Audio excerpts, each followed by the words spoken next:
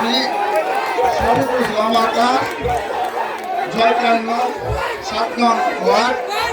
আপনাদের সকলের সহযোগিতা এবং দোয়া চাচ্ছি। নেতৃবৃন্দ আজকের এই কর্মী সম্মেলন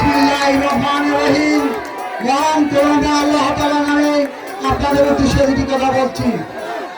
আমি আজকে 9 নং ওয়ার্ড জয়কারীগঞ্জ আমি সদস্য সচিব প্রার্থী হিসাবে আপনাদের মাধ্যমে দোয়া কামনা করছি। আমার প্রিয় ভাইরা, আজকে আমাদের জেলার নেতৃবৃন্দ এখানে উপস্থিত হয়েছেন।